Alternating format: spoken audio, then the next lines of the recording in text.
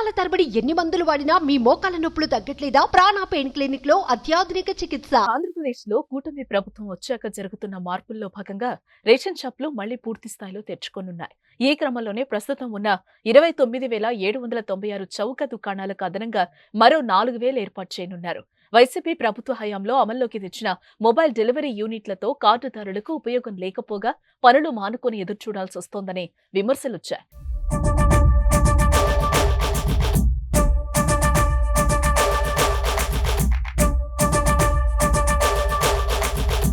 దీంతో చౌక దుకాణాల వ్యవస్థను పటిష్టపరిచి వారి ద్వారానే నిత్యావసరాలు పంపిణీ చేయించాలని ప్రభుత్వం యోచిస్తోంది. కార్డుదారులకు వీలైనంత దగ్గరలోనే దుకాణాలు ఉండేలా చూడటం, నిర్దేశిత సమయంలో సరైన తూకంతో రేషన్ అందించడమే లక్ష్యంగా కొత్త దుకాణాలను అందుబాటులోకి తీసుకురానున్నారు.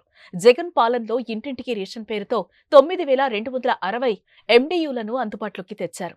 ఈ వాహనాల కొనుగోలు నిర్వహణ పేరుతో 1,800 కోట్లకు పైగా ఖర్చయింది. అయినా గడప వద్దకు రేషన్ అందడం లేదనే టాక్ వచ్చింది. దీంతో రేషన్ దుకాణాల వ్యవస్థను బలోపేతం చేయనుంది. ఇందులో భాగంగా ఖాళీగా ఉన్న చోట్ల డీలర్లను నియమించడంతో పాటు కార్డుల సంఖ్య ఎక్కువగా ఉన్న ప్రాంతాల్లో కొత్తగా చౌక దుకాణాలను ఏర్పాటు చేయనుంది. ప్రస్తుతం రాష్ట్రంలో 4.48 కోట్ల రేషన్ కార్డులున్నాయి. సగటున ఒక్కో దుకాణం పరిధిలో 500 రేషన్ కార్డులు వస్తాయి. అయితే ఒక్కో చోట ఒక్కో దుకాణ పరిధిలో 1000 నుంచి 1200 వరకు కార్డులున్నాయి.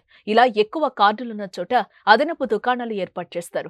సగటున పట్టణ ప్రాంతాల్లో ఒక్కో దుకాణానికి 700, గ్రామీణ ప్రాంతాల్లో 750 కార్డులు మించకుండా చూస్తారు. ఈ లెక్కన అదనంగా 4,000 చౌక దుకాణాలు ఏర్పాటు చేయాల్సి ఉంటుందని అంచనా వేసినట్లు పౌర సరఫరాల శాఖ మంత్రి నాదెండ్ల మనోహర్ తెలిపారు. త్వరలోనే కొత్త దుకాణాల ఏర్పాటు చేసేలా చర్యలు తీసుకుంటున్నామన్నారు.